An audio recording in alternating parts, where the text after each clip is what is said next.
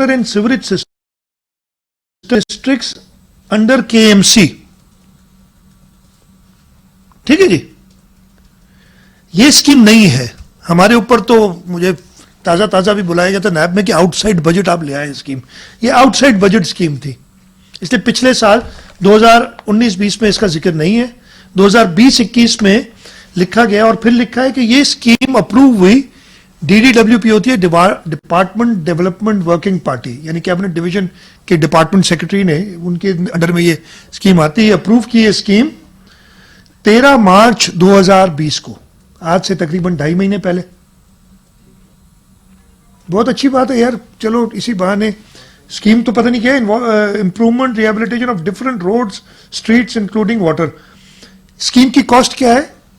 1011 billion, यानी 1 million, यानी 1 billion और 11 मिलियन रुपए, 1 अरब 11 मिलियन रुपए। कब अप्रूव हुई? 13 मार्च 2020 को। अब स्कीम अप्रूव होती है, उसके बाद उसका एडमिनिस्ट्रेटिव अप्रूवल निकलता है, फिर वो डिपार्टमेंट में जाता है, फिर उस पर पैसे रिलीज होते हैं। पैसे रिलीज होने के बाद उसका टेंडर होता है। ये नॉर्मल प्रोसीजर है ना, ये सब आप लोगों को भी कल पे तो उसका टेंडर होता है। टेंडर में कम से कम 15 दिन दिए जाते हैं, और टेंडर में 15 दिन दिए जाने के बाद जब अवार्ड होता है उसमें कम से कम 15 दिन लगे, जितना भी तेज आदमी चाहे लग जाता है। ये तो 1.5 महीने का काम तो डेफिनेटली है जनाब। 1.011 बिलियन यानी 1 अरब 11 मिलियन रुपए में से 1 अरब रुपया खर्च हो गया इस स्कीम पे। जून 30, 2020 को 1 अरब रुपया, जो कि स्कीम मौजूद नहीं थी बजट में पहले, और 13 मार्च 2020 को अप्रूव हुई। 3.5 महीने में ये कहते हैं, ये लिखा है एक्सपेंडिचर अप टू 36/2020। अंग्रेजी में इसका यही मतलब है ना कि खर्चा हो गया 30 जून 2020 तक। क्या मुझे बताएं इसको मैं क्या कहूं? मैंने ये पॉइंट आउट किया, जवाब कोई नहीं। नैब में चले जाओ, लेकिन नैब में जाएंगे तो कुछ नहीं होगा ना, पता है नैब कुछ नहीं नोटिस लेगी। ये क्लियरिंग में। अब आगे चले, एक और स्कीम इन्होंने पिछली बार भी दी थी, इस साल भी है। ये तो नई स्कीम है ना, मैंने बताया 20 नंबर पर। 21 नंबर स्कीम जो है वो थी reconstruction of Mangopir road from Jam Chakro to Banaras Karachi. ये भी SIDCL बना रही है। इस स्कीम को भी पिछली हुकूमत ने अप्रूव किया था, इस हुकूमत ने नहीं किया था। मेरा एतराज था पिछली गवर्नमेंट के साथ, उन्होंने आखिरी दिनों में ये 25 अरब रुपए की एक प्रोजेक्ट्स बना के और की थी। वो एतराज था कि भाई ये आपका काम नहीं है, ये रोड बनाने हैं या कुछ करना है, अगर आपने इन्वेस्ट करना है आप दे, सिंध हुकूमत करे, चले आप कर रहे हैं। उन्होंने कहा ये बड़ा रोड है, मेगा प्रोजेक्ट हम करेंगे। इसकी कीमत थी 2.44 अरब रुपए। पिछले साल तक इस पे 1.376 बिलियन खर्च हो चुका था। बाकी 1064 बिलियन यानी 1 अरब 64 मिलियन रुपए रह गए थे। पूरे के पूरे पैसे रखे गए थे। मैं बड़ा खुश था, चलो यार पूरे पैसे, ये पिछले साल की बात है, मई 2019 की बात है।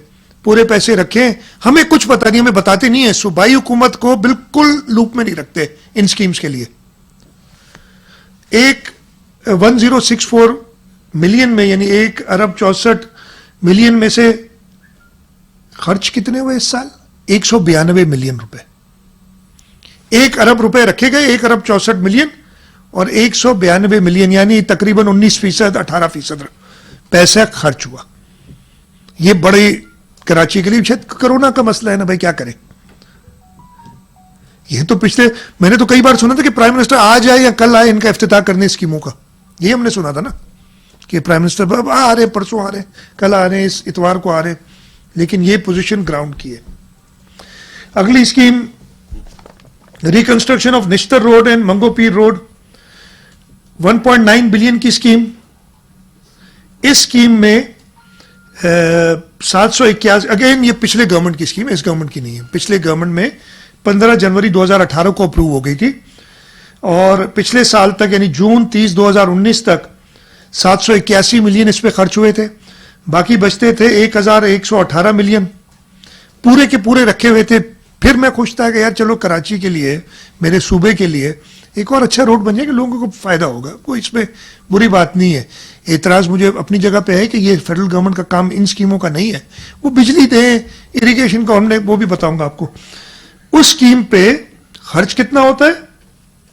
119 मिलियन, यानी 1118 मिलियन रखने के बाद 119 तकरीबन 10-11% पूरे साल में, और ये फिर अब अगले साल भी चलेगी। उधर 2 महीने में 1 अरब खर्च कर दिया, ये जो लिखा हुआ है 2 महीने 1.5 महीने में 1 अरब खर्च कर दिया। इधर क्यों नहीं कर सकते भाई? और ये मैं कई बार कह चुका हूं, मैं गया था उधर कि ये रोड खराब पड़ा है, लोगों को तकलीफ हो रही है, रोड कंप्लीट कर खोद के चले गए और आहिस्ता आहिस्ता चल रहा है। जनाब एक और मजेदार स्कीम, इसका नाम है rehabilitation upgradation of existing fire fighting system of KMC Karachi. बड़ी अच्छी स्कीम है। कब अप्रूव हुई? 29 मार्च 2018, यानी पिछली हुकूमत के जमाने में। 1.876 बिलियन, 1876 मिलियन की स्कीम। पिछले साल तक इस पे 1021 मिलियन खर्च हो चुके थे, पिछले साल तक यानी जून 2019। 855 मिलियन बाकी थे, 855 मिलियन रखे गए थे।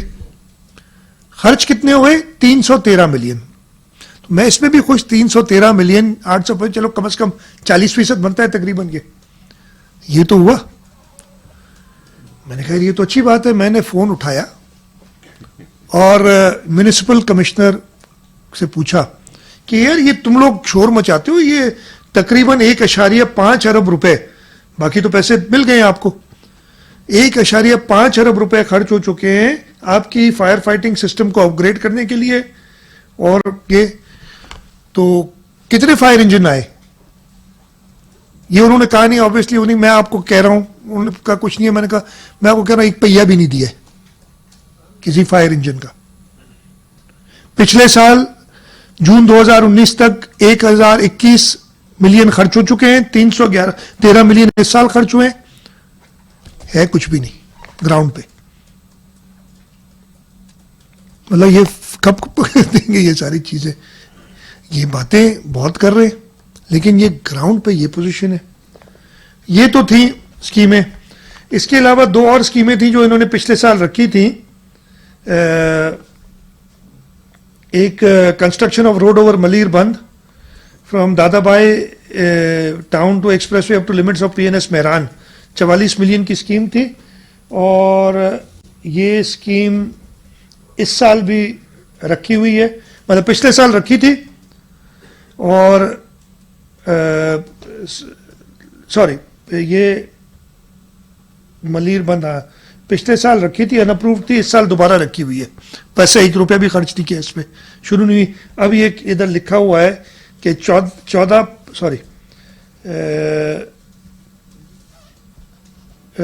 11 नवंबर 2019 को अप्रूव हो गई। तो इसको अप्रूव हुए भी कोरोना से 4 महीने पहले अप्रूव हो गई थी।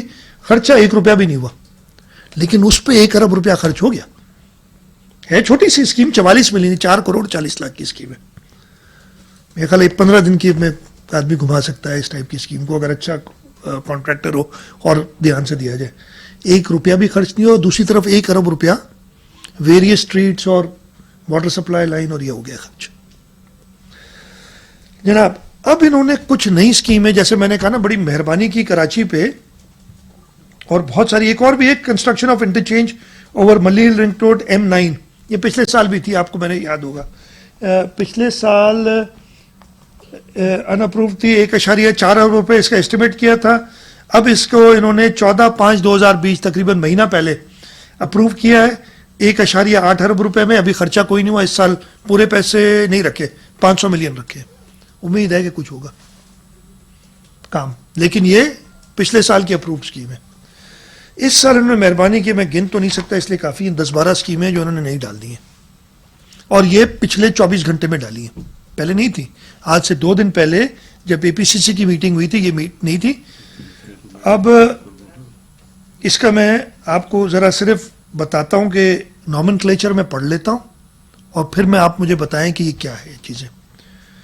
एक स्कीम है development scheme under prime minister's programme in Sindh, Hyderabad and Mirpur Khas division. क्या डेवलपमेंट स्कीम, कुछ नहीं पता, सूबाई हुकूमत से शेयर नहीं करेंगे।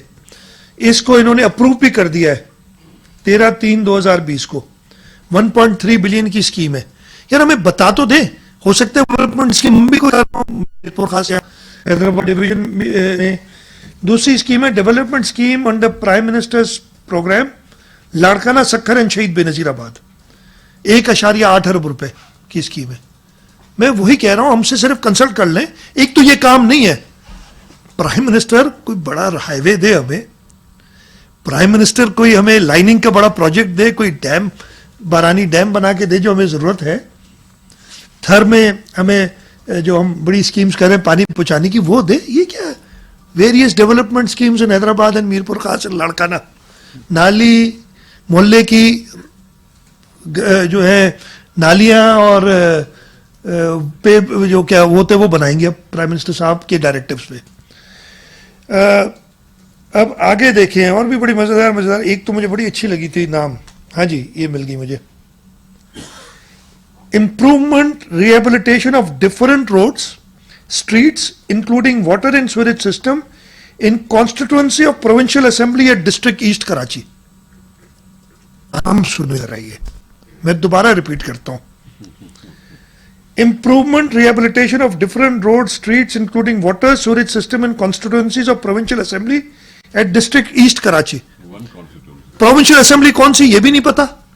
मतलब ये गली के जो है ना प्राइम मिनिस्टर साहब के प्रोग्राम में फेडरल पीएचडीपी में सिंध को, बलूचिस्तान, बाकी सूबों अच्छी बात है, मैं तो कहता हूँ और उन सूबों को भी दें। तो बड़े बड़े रोड हैं, तो उन्होंने भी इतराज किया है कि आप हमें बोलते हैं कि बनता कुछ नहीं है। खैर वो अपनी बात वो खुद करेंगे, लेकिन आप हमें कोई बड़ा रोड दे, कोई बड़ी स्कीम दे, कोई बड़ा अस्पताल बना के दे। मतलब जो आपने करना ही है, अगर आप ये वेरियस, ये किसके लिए कर रहे हैं आप?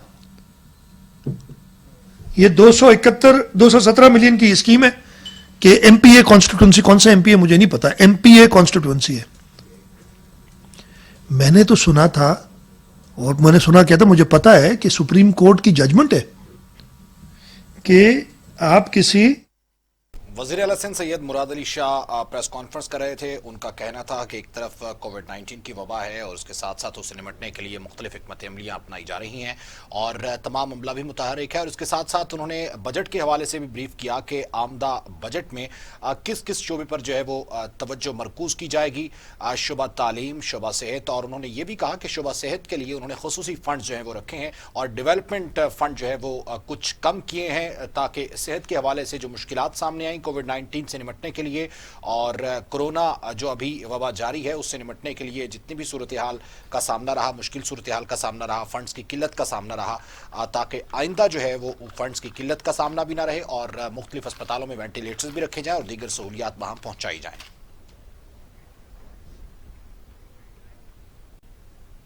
कौमी इक्तिसादी कौंसिल का इजलास समाजी शोबों के लिए 249 अरब रुपए के तरक्याती मंसूबे की मंजूरी दे दी गई है। सेहत और बहबूद आबादी के लिए 20 अरब रुपए का तरक्याती बजट भी मंजूर कर लिया गया। इंसदाद कोरोना के लिए 70 अरब रुपए के मंसूबे की मंजूरी, जबकि हायर एजुकेशन के लिए 35 अरब रुपए और पायदार तरक्की के लिए 24 अरब रुपए के मंसूबे की मंजूरी दे दी गई। साइंस और टेक्नोलॉजी के लिए 20 अरब रुपए के मंसूबे मंजूर, सालाना तरक्याती प्रोग्राम का हुजम 1324 अरब रुपए मंजूर किया गया। सूबों के तरक्याती बजट का हुजम 674 अरब रुपए मंजूर किया गया है। आज इजलास में बजट के हवाले से अहम फैसले हुए। कौमी इक्तिसादी कौंसिल का इजलास था जिसमें समाजी शोबों के लिए 249 अरब रुपए के तरक्याती मंसूबे मंजूर किए गए। सेहत और बहबूद आबादी के लिए 20 अरब रुपए का तरक्याती बजट मंजूर किया गया। इंसदाद कोरोना के लिए 70 अरब रुपए के मंसूबे मंजूर किए गए। हायर एजुकेशन के लिए 35 अरब रुपए और पायदार तरक्की के लिए 24 अरब रुपए के मंसूबे मंजूर किए गए। साइंस और टेक्नोलॉजी के लिए 20 अरब रुपए के मंसूबे मंजूर हुए। सालाना तरक्याती प्रोग्राम का हुजम 1324 अरब रुपए मंजूर किए गए। सूबों के तरक्याती बजट का हुजम 674 अरब रुपए मंजूर किया गया। सरबरा JUI फे मौलाना फजलुर रहमान का महदूद पैमाने पर सियासी सरगर्मियां शुरू का ऐलान। कहते हैं मुल्क मुआशी तौर पर दिवालिया हो चुका, हुकूमत को बजट बनाने में मुश्किलात पेश आ रही हैं। महदूद अरकान को ऐवान में बैठने की इजाजत दी जा रही है। तहरीक इंसाफ धांधली के जरिए इक़्तिदार में आई, नाअहल हुक्मरानों को हुकूमत का हक बिल्कुल भी नहीं है। उन्होंने कहा कि ये हुकूमत दिवालिया निकाल रही है। सरबराह UIF मौलाना फजलुर रहमान का महदूद पैमाने पर सियासी सरगर्मियां शुरू करने का भी ऐलान। कहते हैं मुल्क मुआशी तौर पर दिवालिया हो चुका है, हुकूमत को बजट बनाने में मुश्किलात पेश आ रही हैं। महदूद अरकान के साथ ऐवान में बैठने की इजाजत दी जा रही है। तहरीक इंसाफ धांधली के जरिए इक़्तिदार में आई है।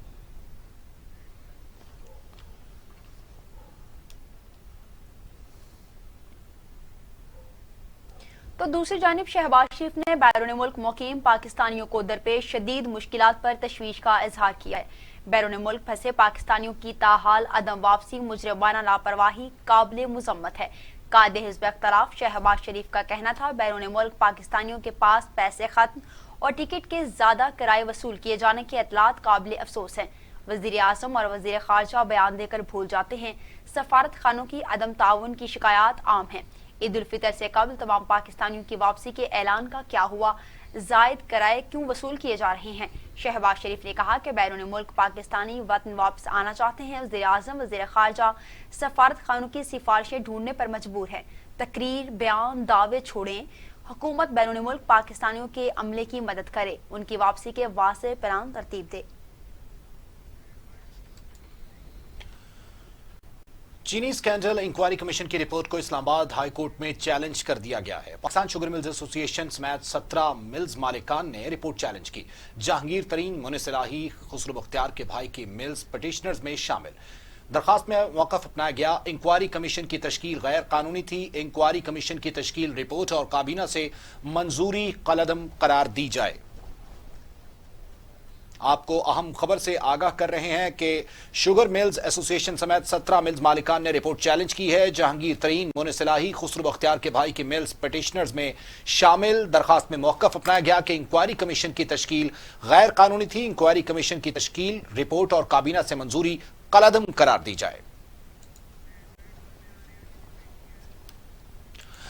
अहम खबर आपको आगाह करें। पाकिस्तान में कोरोना बेकाबू हो गया, इकदाम बेसूद साबित हुए। 24 घंटों में मजीद 83 मरीज इंतकाल कर गए। अमवात की तादाद 2255 तक जा पहुंची। मजीद 5385 अफराद में वायरस की तशखीस से तादाद 1,11,000 से तजावुज कर गई। अब तक सेहतियाब होने वालों की तादाद 36,308 है। पाकिस्तान में लॉकडाउन में नरमी और आवाम की लापरवाही गले का फंदा बन चुकी है। 24 घंटों में कोरोना से 83 मरीज इंतकाल कर गए। अमवात की तादाद 2255 हो गई। सिंध में 696, पंजाब में 807, खैबर पख्तूनख्वा में 610, बलोचिस्तान में 62, गिलगित बल्तिस्तान में 14, आजाद कश्मीर में 9 और इस्लामाबाद में 57 मरीज इंतकाल कर चुके हैं। मजीद 5385 अफराद में वायरस की तशखीस हुई। मरीजों की तादाद 1,11,000 से तजावुज कर गई, जबकि पंजाब में 43,460, सिंध में 41,303, खैबर पख्तूनख्वा में 14,527, बलोचिस्तान में 7,031, गिलगित बल्तिस्तान में 974, इस्लामाबाद में 5,963, आजाद कश्मीर में 444 मरीज हो चुके। मुल्क भर में 36,308 मरीज सेहतयाब भी हुए।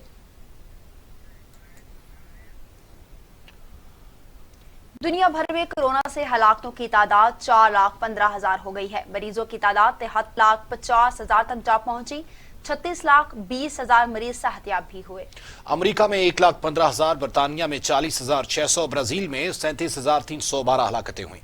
कोरोना वायरस दुनिया भर में 4,15,000 जिंदगियां निगल चुका है। मरीजों की तादाद 73,50,000 तक जा पहुंची है। अमेरिका में 20,45,000 अफराद में वायरस मुंतकिल हो चुका है। हलाकतों की तादाद 1,15,061 हो गई। बरतानिया में 40,542, इटली में 33,964, स्पेन में 27,136, फ्रांस में 29,206, जर्मनी में 8,792, ब्राजील में 37,312 अफराद हलाक हो चुके। कनाडा में 7,835, रूस में 6,142, भारत में 7,481, तुर्की में 4,711, ईरान में 8,351, अफगानिस्तान में 380 और सऊदी अरब में 746 अमवात हुई। वज़ीर आज़म के मुआविन ख़ुसूसी डॉक्टर जफर मिर्जा कहते हैं आलमी इदारा सेहत की तजावीज़ पर अमल दरामद जरूरी नहीं। 2 हफ्ते लॉकडाउन, 2 हफ्ते नरमी की तजवीज़ ज़ेर गौर नहीं है। आलमी इदारे सेहत ने सिर्फ वबा को देखना होता है। डॉक्टर जफर मिर्जा का कहना था कि अवाम ने समझा रमजान के साथ कोरोना वायरस खत्म हो गया, रवैये में तब्दीली तक कोरोना से निपटा नहीं जा सकता। जो सेक्टर्स बंद हैं वो बंद ही रहेंगे। अवाम के लिए जो बेहतर है वो फैसले करते हैं। कोरोना के साथ जिंदगी को भी चलाना है। जफर मिर्जा ने कहा कि कोरोना के मामले पर सोची समझी हिकमत अमली अपनाई। आने वाले दिनों में कोरोना केसेस बढ़ते हुए नजर आ रहे हैं। हालात खराब हुए तो लॉकडाउन लग सकता है। हुकूमत के पास लॉकडाउन का ऑप्शन मौजूद है। तमाम सूबों की जरूरत के मुताबिक बेड्स तकसीम करेंगे। मुराद सईद ने कहा है कि स्टील मिल निजकारी का फैसला मुस्लिम लीग नून के दौर में हुआ था। तमाम एचली हुकूमतों की वजह से खसारे में है। 2013 में 41 इदारों की निजकारी की बातें की गई। कौमी असम्बली में खिताब करते हुए मुराद सईद ने कहा कि वाकई इक़्तिदारी सब इदारों पर भारी साबित हुए। हमारी सियासत, नजरिया और सोच अलग अलग हो सकती है, मगर जब इदारों की बात आती है तो एक हो जाना चाहिए। एक साबिक वज़ीर आज़म ने बयान दिया था कि इजलास बुला ले, अगर किसी को कुछ हुआ तो मैं जिम्मेदार हूंगा। आज वो खुद कोरोना से मुतासिर हो चुके हैं। आती है पीपल्स पार्टी और इन्होंने बिल्कुल सही बात की है कि एक जरदारी सब पर बारी। पाकिस्तान के तमाम इदारों पर अपनी बारी गुजरा। 2008-9 का इनका पहला साल पाकिस्तान में पहली दफा ये जो 2007-8 में जो मुनाफे में स्टील मिल था वो 8-9 में खसारे में चला जाता है और इनका हर गुजरता साल पाकिस्तान के अवाम के ऊपर मजीद बोझ पड़ता है। स्टील मिल के खसारे में मजीद इजाफा होता है। फिर आती है नून की हुकूमत। स्पीकर साहब 2013-14 मजीद स्टील मिल का खसारा बढ़ा। ऐलान होता है बेच दो। और मुझे याद पड़ता है स्पीकर साहब, मुझे इसलिए याद पड़ता है कि इन्होंने कहा PIA बेच दो, स्टील मिल बेच दो, ये इदारे बेच दो। मैं यहां पे खड़ा हो गया, मैंने कहा कि हुकूमत ना हुई, ओलेक्स हुआ, हर चीज बेच दो। 2014-15 में मजीद खसारा इन्होंने बढ़ा दिया। और स्पीकर साहब बात कहां तक पहुंची? 2015 का साल आता है, नून लीग के दौर में न इनसे प्राइवेटाइज होता है, न इनसे खसारा खत्म होता है, न रिफॉर्म्स का कोई एजेंडा होता है, न इनके पास कोई सलाहियत होती है। तो स्पीकर साहब करते क्या है कि वहां से गैस कनेक्शन वगैरह बंद करके जिस वक्त काम चल रहा था स्टील मिल के ऊपर उसी वक्त उसको बंद कर दिया। और मैं मीडिया को कहता हूं स्पीकर साहब, मैं पीपल्स पार्टी नून लीग वालों को स्पीकर साहब आपको कहता हूं कि कैमरों के साथ चलते हैं उस स्टील मिल के अंदर, उसको खोलते हैं और दिखाते हैं स्पीकर साहब कि किस बेदर्दी से उस स्टील मिल को बंद कर दिया गया था 2015 में। तो स्पीकर साहब ये बड़ी दर्दनाक कहानी है और ये जुल्म हुआ है। अब मैं आता हूं स्पीकर साहब कि हम क्या करने जा रहे हैं। खसारे में चला गया पीपल्स पार्टी के दौर में, मजीद खसारा हुआ नून लीग के दौर में, बंद किया इन्होंने। इमरान खान और उसकी काबीना ने फैसला किया कि अगर आप हर साल अरबा रुपए पाकिस्तानी कौम के सेहत का, तालीम का, पाकिस्तानी कौम के पानी का, पाकिस्तानी कौम के नौजवानों के रोजगार का, ये पैसा अगर एक इदारे में सिर्फ खसारा पूरा करने के लिए दे रहे हैं उन लोगों को जो घर पे बैठे होंगे, तो एक काम कर लेते हैं कि उनके लिए भी गोल्डन हैंडशेक का इंतजाम करते हैं, स्टील मिल को भी चलाते हैं, पाकिस्तान के इदारे को उठाते हैं। खसारे में आप लेके गए थे, रिफॉर्म हम करने जा रहे हैं, बंद आपने किया था, चलाने हम जा रहे हैं, मुजरिम हम हैं, अवार्ड आपको दिया जाए। आगे बढ़ते हुए आपको बताएं कि वफाकी वज़ीर हवाबाजी गुलाम सरवर खान कहते हैं कराची तैयारा हादसे की रिपोर्ट 22 जून को कौमी असम्बली में पेश की जाएगी। माजी में तैयारों के 6 हादसा हुए थे जिनकी इंक्वायरी रिपोर्ट सामने नहीं लाई गई। कौमी असम्बली में खिताब करते हुए वजीर हवाबाजी का कहना था कि PIA में 546 अफराद को सियासी तौर पर जाली डिग्रियों पर नौकरियां दी गई। पायलट्स जाली लाइसेंसों में मुलव्विस रहे।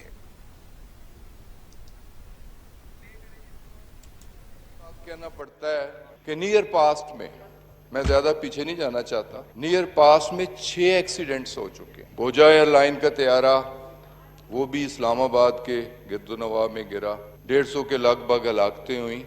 एग्जैक्ट इंक्वायरी रिपोर्ट सामने नहीं आ सकी। एयर ब्लू का तैयारा मेरी आंखों के सामने, मैं इस्लामाबाद में मौजूद था, मरगल्ला की पहाड़ियों से टकराया, सैकड़ों बेगुनाह जाने जाया हुई। मुबमसी रिपोर्ट आई, एग्जैक्ट रिपोर्ट नहीं आ सकी। इसी तरह पिछले दौर में चित्राल से आने वाला एक ATR छोटा जहाज हवेलियां के करीब, वो भी हादसे का शिकार हुआ। एग्जैक्ट इंक्वायरी रिपोर्ट हाउस में या अवामुन नास के सामने सबमिट नहीं की जा सकी। इसी तरह एक क्रैश लैंडिंग गिलगित में भी हुई। तो इतने हादसे और अगर मैं देखता हूं अपने आप को, अपने फ्लीट को देखता हूं कि 31 एयरक्राफ्ट्स का फ्लीट है और इतने हादसों का शिकार हो रहा है, कुछ तो वजह है, कोई तो इसका जिम्मेदार है, किसी को तो जिम्मेदारी लेनी होगी, किसी को जिम्मेदार ठहराना होगा, किसी के गले तक हाथ ले जाना होगा, उसे हिसाब देना होगा, हिसाब चुकाना होगा कि आखिर इसका जिम्मेदार कौन। मैं देखता हूं दुनिया की बड़ी एयरलाइंस, टर्किश एयरलाइन 300 जहाजों पर मुश्तमिल है उसका फ्लीट, 280 डेस्टिनेशंस कवर करती हैं, कोई हादसा नहीं। एमिरेट्स 280 का फ्लीट 256 डेस्टिनेशंस कवर करती हैं, कोई हादसा नहीं। तो पीआईए 31 जहाजों का फ्लीट, 56 डेस्टिनेशंस और पै दर पै हादसे। तो ये अफसोस की बात है, बायस निदामत भी है हमारे लिए। ये नहीं कि मैं वजीर हूं या हम हुकूमत में है, हमारे लिए मैं कह रहा हूं हम सब लोग इसके जिम्मेदार हैं, लेकिन चीजों को ठीक भी करना है। तो ठीक कहां से होंगी? हिसाब हो, इत्तसाब हो, इंक्वायरी हो, फ्री एंड फेयर हो, ट्रांसपेरेंट हो, जिम्मेदार को जिम्मेदार ठहराया जाए और उससे उसका। इलेक्शन कमीशन ने बिलावल भुट्टो जरदारी का मौक़िफ़ तस्लीम करते हुए माली गोशवारों में तजाद का मामला निपटा दिया। Election commission member Punjab Altaf Ibrahim Qureshi की सरबराही में 4 रुकनी बेंच ने माली गोशवारों से मुतालिक समाअत की। बिलावल भुट्टो जरदारी के वकील Farooq H Naik election commission में पेश हुए और नया जवाब भी पेश किया। फारूक एच नाइक ने कहा कि तमाम चीजों की दस्तावेजात इलेक्शन कमीशन में जमा करा चुके हैं। इलेक्शन कमीशन ने दस्तावेजात का जायजा लेने के बाद मामला निपटा दिया।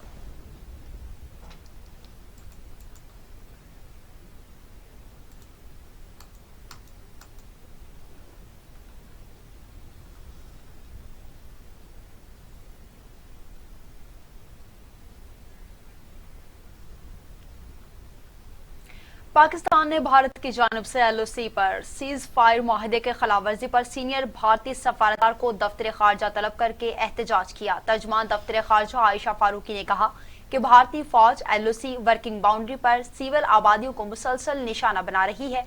2020 में भारत ने 1296 मरतबा सीज फायर माहिदे की खिलाफ वर्जी की है। रवा बरस एलओसी पर भारतीय इश्ताल अंगेजियों में 7 शहरी शहीद जबकि 98 शदीद जख्मी हुए थे। एलओसी पर कशीदगी बढ़ाकर भारत मकबूजा कश्मीर से दुनिया की तवज्जो हटाना चाहता है।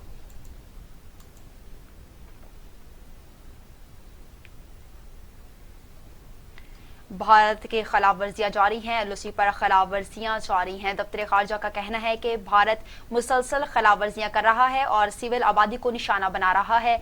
उनका कहना था कि वर्किंग बाउंड्री पर सिविल आबादियों को मुसलसल निशाना बनाया जा रहा। 2020 में भारत ने 1296 मरतबा सीज फायर माहिदे की खिलाफ वर्जी की। रवा बरस एलओसी पर भारतीय इश्ताल अंगेजियों में 7 शहरी शहीद जबकि 98 शदीद जख्मी हुए थे। एलओसी पर कशीदगी बढ़ाकर भारत मकबूजा कश्मीर से दुनिया की तवज्जो हटाना चाहता है।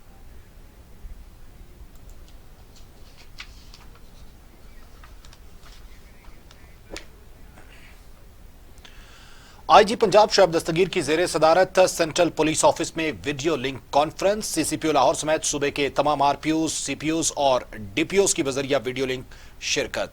आपको बताएं कि आईजी पंजाब शोएब दस्तगीर की जेर सदारत सेंट्रल पुलिस ऑफिस में वीडियो लिंक कॉन्फ्रेंस हुई। सीसीपीओ लाहौर समेत सूबे के तमाम regional police officers, central police officers और डीपीओज की बजरिया वीडियो लिंक शिरकत भी सामने आई।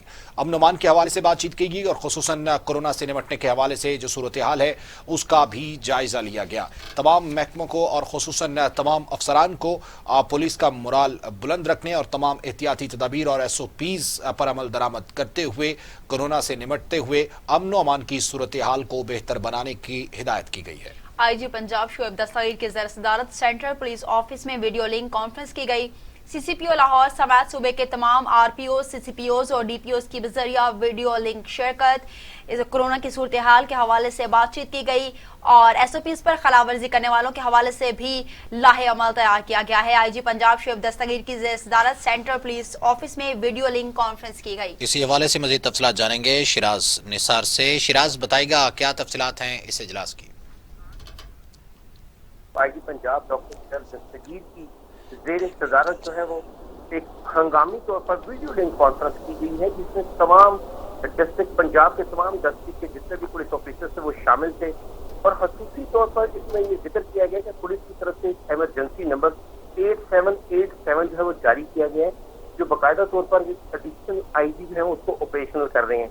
ये मकसद ये नंबर जारी करने का मकसद सिर्फ ये है कि जो भी पुलिस के खिलाफ जो शिकायत है, अवामी जो शिकायत है, वो फौरी तौर पर इस पोर्टल पर डाल सकेंगे और जिसकी सुनवाई नहीं हो रही वो फौरी तौर पर एडिशनल आईजी जो है वो रात के 11 बजे भी अगर कोई कंप्लेन करता है कि जी हमारी फलां थाने में सुनवाई नहीं हुई पूरे पंजाब से, जहां से भी कोई शिकायत करेगा तो फौरी तौर पर मुतलका डीएसपी और एसपी जो है वो उसको लाइन अप किया जाएगा और उनसे पूछा जाएगा। और आईजी पंजाब ने ये भी कहा है कि इस शिकायत सेल की जो रिपोर्ट है वो हफ्तावार बाकायदा पूरे पंजाब की रिपोर्ट है वो पेश की जाएगी। अलावा अजीम जो है वो तमाम डिस्ट्रिक्ट पुलिस ऑफिसर्स हैं वो उनको लाइन अप करके ये कहा गया है कि डकैती और चोरी की जो वारदातें कोरोना वायरस के बावजूद जो लॉकडाउन और जगह जगह पे नाके के बावजूद जो वो बढ़ती जा रही है तो उस पर कंट्रोल करना चाहिए। मैं आपको ये भी बताता चलूं कि चंद रोज कबल भी आईजी पंजाब ने जो है वो वीडियो लिंक कॉन्फ्रेंस की और उसमें बताया 19 डिस्ट्रिक्ट पुलिस अफसरान जो है वो उनको उन्होंने नोटिस भी जारी किया और उनको बाकायदा कहा गया कि अगर आप अपनी कारकर्दगी ठीक नहीं करेंगे तो आपको तब्दील कर दिया जाएगा। आईजी पंजाब डॉक्टर शुएब दस्तगीर ने 4 दिन के दौरान जो है वो 50 के करीब पुलिस अफसरान के जो है वो तकर्रुर तबादले भी किए हैं। लाहौर के भी एसएसपी ऑपरेशन और डीजी ऑपरेशन जो है वो और डीजी इन्वेस्टिगेशन इनाम वहीद उनको भी तब्दील कर दिया गया है और उनके बारे में भी यही कहा गया है कि कुछ उनकी कारकर्दगी जो है वो उससे आईजी पंजाब जो है वो मुतमईन नहीं थे। तमाम पुलिस अफसरान को जो है ठीक है, बहुत शुक्रिया आपका शिराज निसार।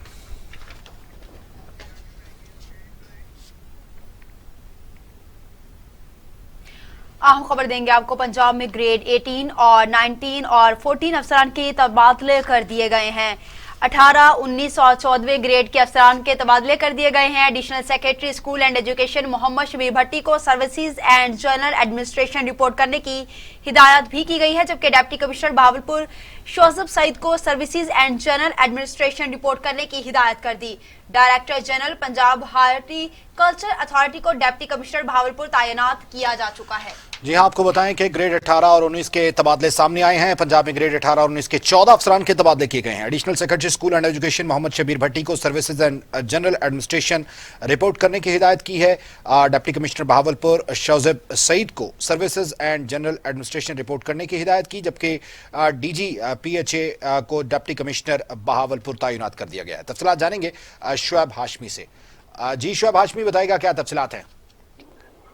जी बिल्कुल, पंजाब में ग्रेड 18 और 19 के 14 अफसरान के तबादले कर दिए गए हैं। इन तबादलों के मुताबिक additional secretary schools and education Mohammad Shabbir Bhatti को services and general administration report करने की हिदायत की गई, जबकि डिप्टी कमिश्नर बहावलपुर शोजेब सईद को services and general administration report करने की हिदायत की गई है।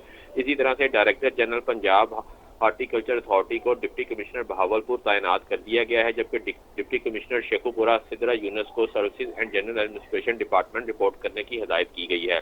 इसी तरह से additional deputy commissioner revenue Lahore Mohammad Asghar को डिप्टी कमिश्नर शेखुपुरा तैनात कर दिया गया है, जबकि additional director general parks and horticulture Punjab Tariq Ali Basra को डीजीपीएचए का इजाफी चार्ज दे दिया गया है।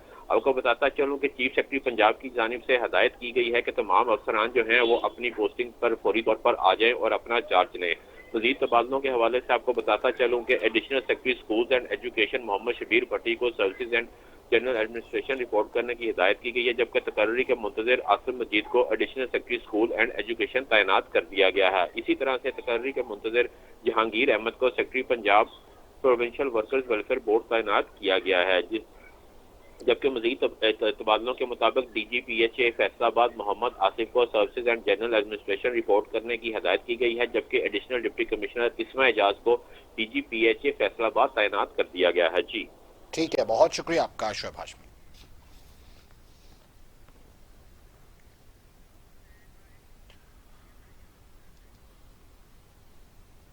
गवर्नर पंजाब चौधरी सरवर कहते हैं कि भारत ने अगर पाकिस्तान पर हमला किया तो मुंह तोड़ जवाब देंगे। बरतानवी पार्लियामेंट के 15 अरकान ने कश्मीरियों पर मजालिम उजागर किए हैं।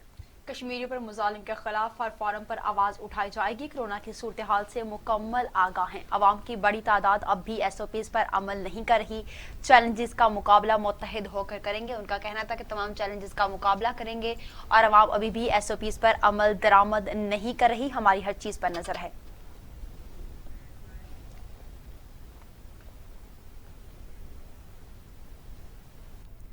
बिलावल भुट्टो जरदारी का कहना है कि आलमी इदारा सेहत के खत में जायज तहफ़्फ़ुज़ात हैं। सिंध हुकूमत आलमी इदारा सेहत के खत पर गौर के बाद नुकात कौमी सतह पर उठाएगी। बदकिस्मती से कोरोना वायरस के मामले में कौमी सतह की हिकमत अमली इख्तियार नहीं की गई। बिलावल भुट्टो जरदारी ने ट्विटर पर ट्वीट करते हुए लिखा कि सिंध ने हमेशा हकायक और इस्तेदाद के मुताबिक कौमी पॉलिसी बनाने पर जोर दिया। उनका कहना था कि बदकिस्मती से कोरोना वायरस के मामले में कौमी सतह की हिकमत अमली इख्तियार नहीं की गई। इस हवाले से सिंध हुकूमत कौमी सतह के इजलास से कबल मुशावरत करके अपने तहफ़्फ़ुज़ात के इजहार के साथ साथ तजावीज़ भी देगी।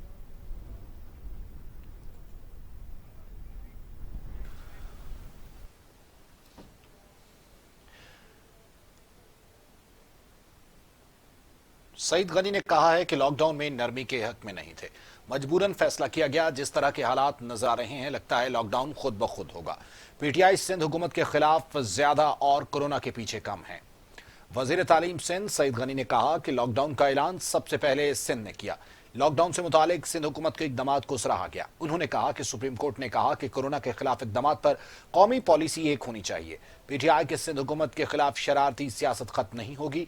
पीटीआई सिंध हुकूमत के खिलाफ ज्यादा और कोरोना के पीछे कम है। पीटीआई अपोजिशन लीडर रोजाना प्रेस कॉन्फ्रेंस करते हैं और लोगों को उकसाते हैं। सईद गनी ने कहा कि अस्पतालों में सहूलियात का फुकदान सिर्फ सिंध में नहीं पूरे मुल्क में है। सिंध में आइंदा आने वाले दिनों में सूरत हाल तशवीशनाक हो सकती है। सिंध में आबादी के लिहाज से कोरोना से सेहतयाबी के केसेस की तादाद ज्यादा है। उनका कहना है कि लॉकडाउन में नरमी के हक में नहीं, मजबूरन फैसला किया। सुप्रीम कोर्ट के फैसले के बाद सिंध हुकूमत बेबस हो गई। जिस तरह के हालात नजर आ रहे हैं, लगता है लॉकडाउन खुद ब खुद हो जाएगा। सिंध हुकूमत एसओपीज पर अमल दरामद के लिए लोगों को हरासा नहीं कर सकती। सूबों को अपना काम करने दिया जाए। वजारत हाउसिंग की रिपोर्ट गैर तसल्ली बख्श करार। सुप्रीम कोर्ट ने सरकारी घरों पर कब्जे खाली कराने के लिए वजारत हाउसिंग को आखिरी मोहलत दे दी। चीफ जस्टिस गुलजार अहमद के रिमार्क्स दिए कि वजारत हाउसिंग की पेश करदा रिपोर्ट्स झूठ पर मबनी है। पुलिस ले जाकर सरकारी घरों पर कब्जे खाली कराए। रहायशगाहें खाली न करवाई गई तो वजारत हाउसिंग के लोग नौकरियों से जाएंगे। चीफ जस्टिस गुलजार अहमद की सरबराही में 2 रुकनी बेंच ने सरकारी घरों पर कब्जों से मुतालिक आज खुद नोटिस केस की समाअत की। अदालत ने कहा आइंदा समाअत पर सेक्रेटरी हाउसिंग की दस्तखत शुदा रिपोर्ट दी जाएगी। तमाम काबिजिन से सरकारी रहायशगाहों को खाली नहीं कराया गया। अफसरान जाती रहायशगाहें होने के बावजूद सरकारी घर अलॉट करवा लेते हैं। चीफ जस्टिस गुलजार अहमद ने रिमार्क्स दिए कि कई सरकारी अफसरान ने घर अलॉट करवा कर किराए पर दे रखे हैं। वजारत हाउसिंग की पेश करदा रिपोर्ट झूठ पर मबनी है। पुलिस ले जाकर सरकारी घरों पर कब्जे खाली करवाए जाएं। सरकारी रहायशगाहें सरकारी मुलाजमीन के लिए हैं, आम लोगों के लिए नहीं है। आम लोग वहां पर नहीं रह सकते, इसलिए जल्द अज जल्द इन्हें खाली करवाया जाए। जी हाँ, आपको बताएं कि सरकारी रिहायश गाहों को खाली कराने का मामला है। चीफ जस्टिस गुलजार अहमद ने रिमार्क्स दिए कि मजबूरी में तो लोग रहें, लेकिन जिनके घर होते हैं वो वहीं पर रिहायश इख्तियार करें और कब्जा माफिया से घरों को खाली करवाया जाए। तमाम सरकारी इमारतें, सरकारी घर खाली जल्द अज जल्द करवाए जाए। शहर कायद के इलाके लियारी में जमीन बोस होने वाली इमारत का मलबे से मजीद 4 लाशें निकाली जा चुकी हैं। मलबे से निकाली जाने वाली लाशों की तादाद अब तक 22 हो चुकी।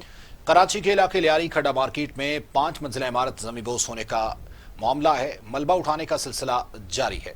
मलबे से मजीद 4 लाशें निकाल ली गईं। अब तक मलबे से 22 लाशें निकाली जा चुकी हैं। पाक फौज, रेंजर्स और रेस्क्यू इदारों की जानिब से हैवी मशीनरी का भी इस्तेमाल किया जा रहा है। इमारत के मुतासरीन की रिहाइश के लिए इंतजामिया अब तक कोई बंदोबस्त न कर सकी। बेबस अफराद हुकूमती इमदाद के मुंतजर हैं। डीजी रेंजर्स ने भी मुतासरा बिल्डिंग का दौरा करके इमदादी कामों का जायजा लिया। किसी भी नाखुशगवार वाक़े से बचने के लिए करीबी मखदूश इमारतों को इंतजामिया ने खाली करा लिया है। मियां चन्नू में नादरा ऑफिस की छत गिर गई। मलबे तले 16 अफराद दबकर जख्मी हो गए। 10 जख्मियों को निकाल लिया गया है। दीगर जख्मियों को निकालने के लिए इमदादी कार्रवाइयां जारी हैं। मियां चन्नू के नादरा ऑफिस में बड़ी तादाद में लोग मौजूद थे कि जोरदार धमाके से अचानक छत गिर गई। हादसे में 16 अफराद मलबे के नीचे दबकर जख्मी हो गए। रेस्क्यू टीमों ने मौका पर पहुंचकर जख्मियों को मलबे से निकाला। पुलिस और इमदादी इदारों की जानिब से मलबा हटाने का काम भी जारी है। अब तक 10 जख्मियों को मलबे तले से निकालकर अस्पताल मुंतकिल किया जा चुका, जहां उनकी तिब्बी इमदाद जारी है। उनकी तिब्बी इमदाद देने के बाद उन्हें घरों में जाने की इजाजत दे दी जाएगी। जी आपको बताएं कि ये मियां चन्नू में वाकया पेश आया है। इस वक्त टेलीविजन स्क्रीन पर आप ये मनाजिर देख सकते हैं। रेस्क्यू किया गया है और अभी भी रेस्क्यू ऑपरेशन जारी है। 1122 का अमला वहां पर मौजूद है, इंतहाई मुस्तैदी और फुर्ती के साथ काम कर रहा है। 17 अफराद का तखमीना लगाया गया है, 10 अफराद को मुंतकिल किया जा चुका है और रेस्क्यू 1122 जो है वो उनको अस्पताल मुंतकिल कर चुकी है। एक खातून जहां बहक हुई है अब तक और दीगर लोगों को मलबे से निकालने का काम इस वक्त भी जारी है।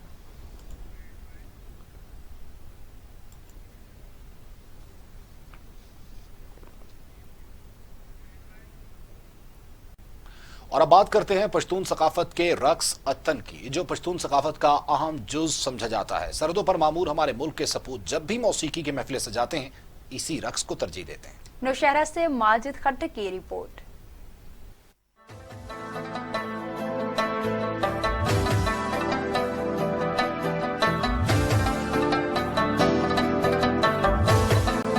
अतन रक्स पुख्तून सकाफत का अहम जुज समझा जाता है। मौसीकी की धुन, डोल और बांसुरी पर तरतीब दी जाती है।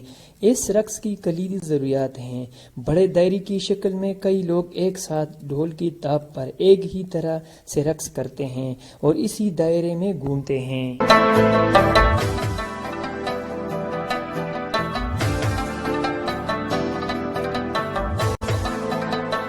अतन रक्स खुले आसमान के नीचे किया जाता है। ये रक्स खासकर अफगानिस्तान और पाकिस्तान के पुख्तून इलाकों में रचा जाता है। सरहदों पर मामूर हमारे मुल्क के सपूत भी जब मौसीकी के महफिल सजाते हैं तो इसी अतन रक्स से खूब लुत्फ उठाते हैं।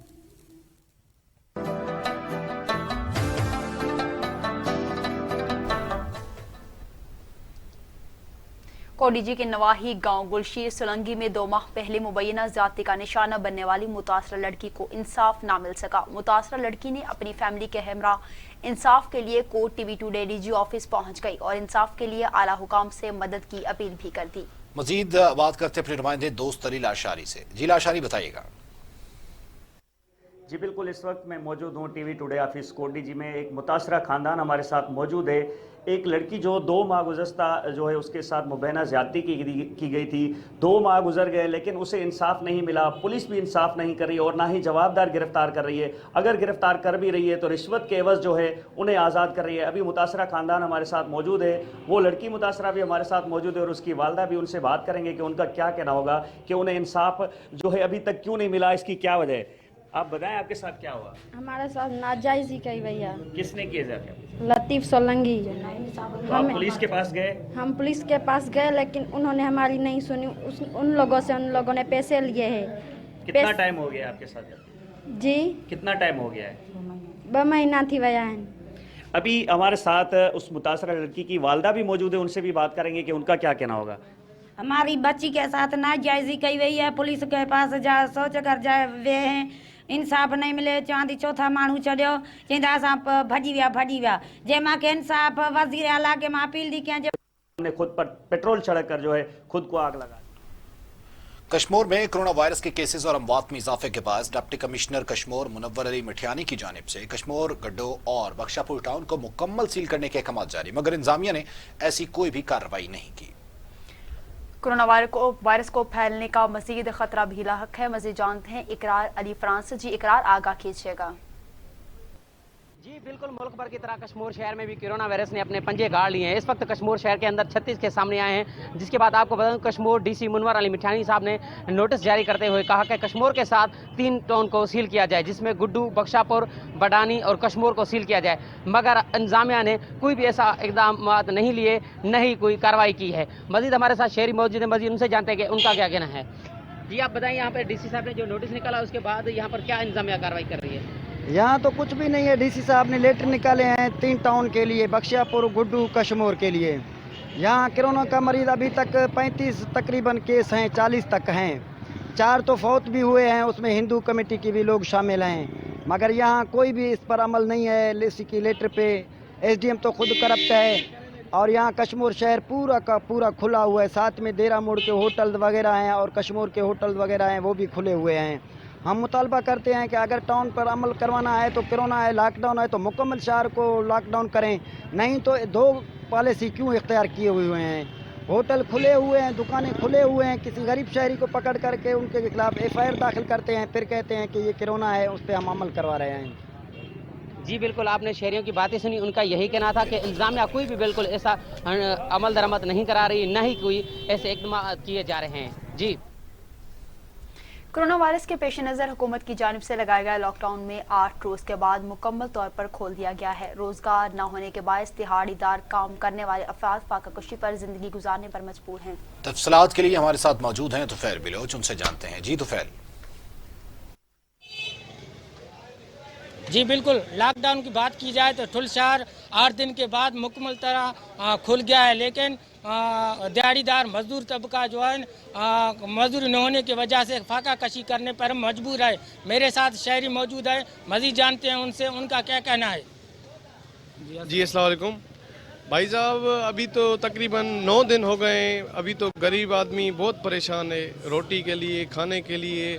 दुकानदार जो मीडियम तबके के आदमी हैं वो भी बहुत परेशान है। हालात ये है कि कोई किसी को एक रोटी देने के लिए भी नहीं है। मेरे साथ और भी शहरी मौजूद है, मजीद जानते हैं उनसे उनका क्या कहना है। वालेकुम सलाम। सबसे पहले तो मैं आपका शुक्रिया अदा कर रहा हूँ। मैं आपको बताता चलूँ कि जो मुसलसल ठुल और ज़िला जकमाबाद में लॉकडाउन की गई, तो सिंध हुकूमत की जानिब से अभी तक ठुल के गरीब मजदूर शहरियों को कोई भी रिलीफ नहीं दिया गया, जिसकी वजह से ठुल के शहरी फाका कशी करने पर मजबूर है। जी, शहरियों का आपने बात सुनी है। शहरियों का कहना था कि हुकूमत वक्त को चाहिए कि दिहाड़ीदार मजदूर को रिलीफ दिया जाए ताकि वो अपनी बच्चों की 2 वक्त की रोटी सुकून से ले सकें। जी, मातली से यंग डॉक्टर्स एसोसिएशन और पैरामेडिकल स्टाफ की जानिब से अपने मुतालबात के हुसूल के लिए एहतजाजन 2 घंटों के लिए OPD का बायकॉट किया। इस मौका पर यंग डॉक्टर्स एसोसिएशन के रहनुमा doctor Danish, doctor Mohanlal, Shamsuddin Shaikh, doctor Abdul Qadir Khatti और दीगर ने कहा कि हेल्थ रिस्क अलाउंसेस, हिफाजती किट्स, तमाम स्किल्स के तमाम प्रमोशन समेत दीगर मसाइल का सामना कर रहे हैं, जिसकी वजह से आज पुरअमन एहतजाज और अलावाती कैंप लगाया गया है। अगर मुतालबात मंजूर न हुए तो एहतजाज का दायराकार वसी कर दिया जाएगा।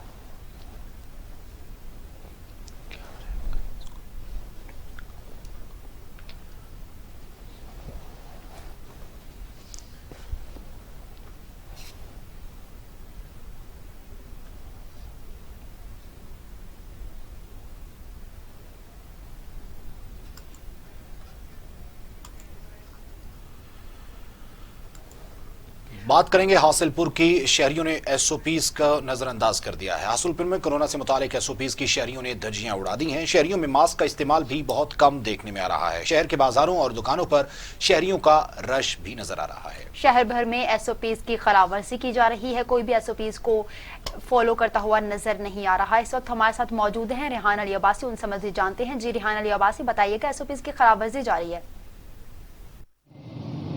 जी बिल्कुल ऐसा ही कि हासिलपुर में कोरोना से मुतल्लिक SOPs की शहरियों ने धज्जियां उड़ा दी हैं। शहरियों में मास्क का इस्तेमाल भी बहुत कम देखने में आ रहा है।